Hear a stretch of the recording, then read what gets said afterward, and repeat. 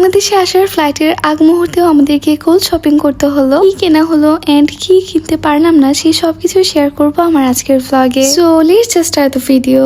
Hello everyone, আসসালামু আলাইকুম। I hope তোমরা সবাই ভালো আছো এন্ড আলহামদুলিল্লাহ আমরাও ভালো আছি। আজকে আমি তোমাদের সঙ্গে আরো একটা গোল্ড শপিং ব্লগ শেয়ার করছি। এই ব্লগটা ক্যাপচার করা হয়েছিল গত 10 এপ্রিল, মানে আমাদের ফ্লাইটের দিন সকালে। ইতিমধ্যে তোমরা সবাই জেনে গিয়েছো আমি বাংলাদেশে এসেছি ভ্যাকেশনে। যেহেতু আমাদের ফ্লাইট বিকাল বেলাতে ছিল, এই জন্য আমরা একদম সকাল সকালে চলে এসেছি পাতা গোল্ড মার্কেটে। লাস্ট কয়েকটা দিন এত হেক্টিক গিয়েছে আমাদের, হয়তোবা তোমরা যারা রেগুলার ব্লগ দেখেছো তোমরা জানো, মাঝে আসলে আমাদের সময় হয়নি গোল্ড শপিং এ আসার জন্য। এই জন্যই আমাদেরকে একদম ফ্লাইটের দিনটাকেই বেছে নিতে হয়েছে। আমাদের গোল্ড শপিং এ আসার মেইন রিজন হচ্ছে ব্রেসলেট কেনা এবং আমার জন্য রিং আর মামুনির চুড়ি কেনা। তোমরা হয়তোবা অনেকেই দেখেছো আমি 10-12 দিন আগে গোল্ড শপে এসেছি। একটা ডিটেলস ব্লগ আমি অলরেডি তোমাদের সঙ্গে শেয়ার করেছি। আমি ব্রেসলেট কিনেছিলাম। আমার ব্রেসলেটটা দেখে আমার বেস্ট ফ্রেন্ড এবং আমার বিথি আম্মি খুবই পছন্দ করে, তাই আজকে আমরা গোল্ড শপে চলে এসেছি ওদের জন্য ব্রেসলেট কেনার জন্য। ব্রেসলেটটা আগে থেকেই চুজ করা ছিল, এই জন্য খুব একটু টাইম লাগেনি আমাদের ব্রেসলেট পারচেজ করার জন্য।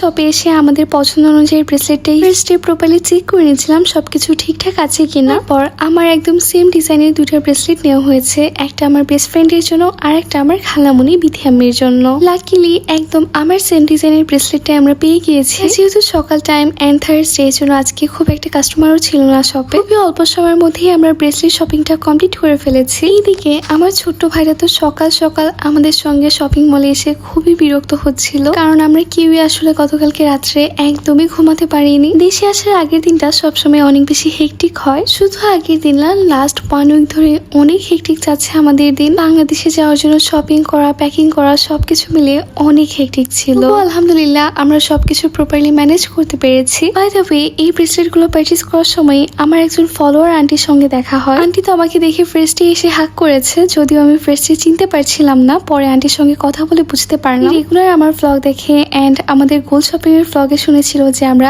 আবারও রিয়াদে আসবো গোল্ড শপিং করার জন্য। এই জন্য আন্টি আজকে আমাদেরকে রিয়াদ গোল্ড মার্কেটে দেখে চিনতে পেরেছে। আসলে খুব ভালো লাগে যখন তোমাদের কারোর সঙ্গে দেখা হয়, তোমরা যারা আমার ব্লগ দেখো, দেখতে পছন্দ করো। বাংলাদেশে স্পেশালি উত্তরাতে প্রায় আমার ফলোয়ার্সদের সঙ্গে আমার দেখা হয়ে যায়, বাট রিয়াদে চলে এমনটা হয় না, কজ রিয়াদ অনেক বড় একটা শহর আর আমি খুবই ছোট একজন কন্টেন্ট ক্রিয়েটার। হ্যাঁ, এর আগেও লুলুতে একজন আঙ্কেলের সঙ্গে দেখা হয়েছে, আজকে গোল্ড মার্কেটে একজন আন্টির সঙ্গে দেখা হলো। খুবই ভালো লাগে তোমাদের সঙ্গে দেখা হলে। বাই দ্য ওয়ে, কথা বলতে বলতে আমি তোমাদের সঙ্গে এখন যে ব্রেসলেট গুলো শেয়ার করছি, আমার আগে এই টাইপের একটা ব্রেসলেট ছিল, বাট এগুলো না খুব একটা টেকসই হয় না। যদিও আমি সবসময় চেষ্টা করি আমার জিনিসগুলো খুব যত্ন সহকারে ব্যবহার করার জন্য, কিন্তু দুর্ভাগ্যবশত আমার ব্রেসলেটটা ছিঁড়ে গিয়েছিল। তারপরে আমরা কিছু চেইন দেখছিলাম মাহদি বাবুর জন্য, বাট এখন গোল্ডের দাম যত বেড়ে যাচ্ছে তেমনই আসলে অল্প গোল্ডের মধ্যে গোল্ড কেনাটাও টাফ হয়ে যাচ্ছে। বাংলাদেশে তো আমরা কাস্টমাইজ করে বানাতে পারি আমাদের পছন্দ মতো ডিজাইন অনুযায়ী আর গোল্ডের পরিমাণ অনুযায়ী, আর সৌদি আরবে যেহেতু সবকিছু রেডিমেড, এখানে কাস্টমাইজ করার কোনো সুযোগ নেই। আর যেমনটা আমি তোমাদের সঙ্গে আমার প্রিভিয়াস ব্লগে শেয়ার করেছি, আরবিয়ান যে কোনো জুয়েলারি ডিজাইন করা হয় অনেক বেশি পরিমাণের গোল্ড দিয়ে। এবারে আমি আমার জন্য কিছু রিং দেখছিলাম, আমার সুলাইলে একটা রিং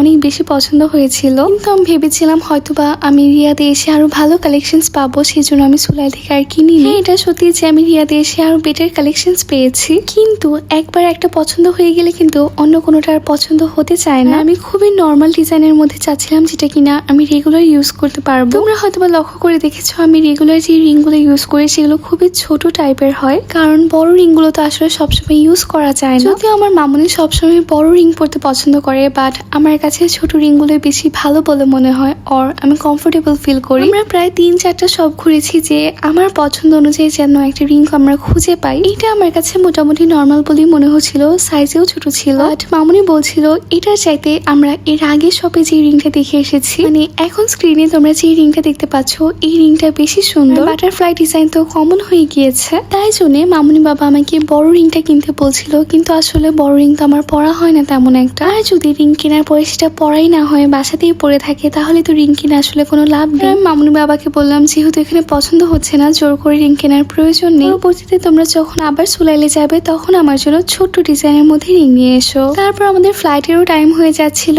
আমরা যে আরেকটু ঘুরবো, এক্সপ্লোর করবো, তারপর পছন্দ করে কিনবো, সেটা আসলে সময় ছিল না, কজ আমাদের আরেকজন ভাইয়ার সঙ্গে মিট করার শিডিউল ছিল আজকে। এই জন্য আমরা গোল্ড মার্কেট থেকে সরাসরি চলে যাই পাতাতে, এন্ড পাতাতে গাড়িতে করে যেতে অনেকটা টাইম লেগে যায়। মার্কেট থেকে ঢাকা হোটেল পর্যন্ত যদি আমরা হেঁটে যাই তাহলে হয়তো আমাদের 3 থেকে থেকে 4 মিনিটের মতো সময় লাগবে। গাড়িতে যেতে আমাদের সময় লেগেছে সম্পূর্ণ 35 মিনিট। অবভিয়াসলি রিয়াদের রোডে অনেক ট্রাফিক থাকে আর বাইরে এত বেশি গরম পড়েছে যে আমরা হেঁটে হেঁটে যাব এটাও পসিবল ছিল না, যেহেতু আমার ছোট ভাই আয়ান আমাদের সঙ্গে ছিল। এবারে আমরা চলে এসেছি ঢাকা হোটেলে লাঞ্চ করার জন্য। আই নো আমরা বাংলাদেশে যাচ্ছি, ইনশাল্লাহ হয়তোবা কিছু ঘন্টা পরেই আমরা দেশি খাবার খেতে পারবো। আসলে বাংলাদেশে যাওয়ার আগ মোমেন্টেও আমরা দেশি খাবার দিয়ে লাঞ্চ করে যাচ্ছি। আমাদের কাছে আসলে বাংলাদেশি খাবারের চাইতে বেশি মজার আর কোনো খাবারই হতে পারে না। তারপরে ঈদও খাওয়া দাওয়া শেষ করে এখন আমরা এয়ারপোর্টে যাওয়ার উদ্দেশ্যে রওনা দিব।